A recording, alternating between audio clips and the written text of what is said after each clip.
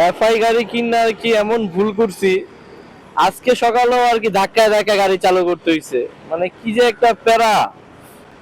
ওরা এফআই গাড়ি বানাইছে ভালো কথা, কিন্তু ব্যাটারি যে এই কিছুদিনেই নষ্ট হয়ে যায়, এটা তো খুব খারাপ। আমি সময় পাইতেছি না ব্যাটারিটা চেঞ্জ করার। বুঝতেছি না যে ব্যাটারি চেঞ্জ করব নাকি অন্য কোনো প্রবলেম আছে এটাতে। এন্ড ব্যাটারি চেঞ্জ করার পরে যদি আবার বলে না এটা অন্য সমস্যা, তাহলে তো শুধু শুধু ব্যাটারিটা কিনা হইলো।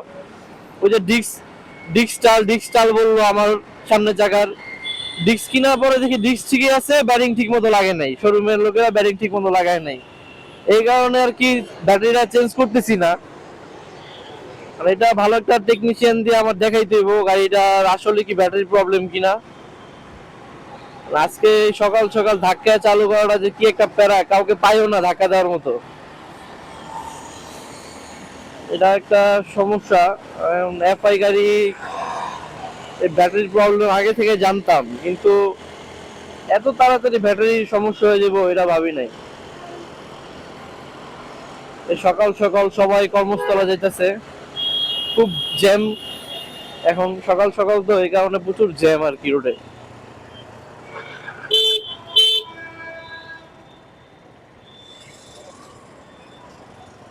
এই যে আমাদের পুলিশ ভাই। হালকা হালকা কুয়াশা, আজকে ভালোই লাগতেছে। মানে এতদিন এরকম শীত পড়ে নাই, কুয়াশাও ছিল না, আজকে কুয়াশা কুয়াশা একটা ভাব।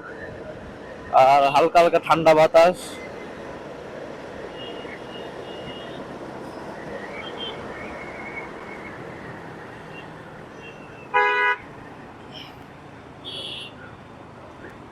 এই যে সবাই গাড়ির জন্য ওয়েট করতেছে, সবাই সবার কর্মস্থলে যাওয়ার জন্য।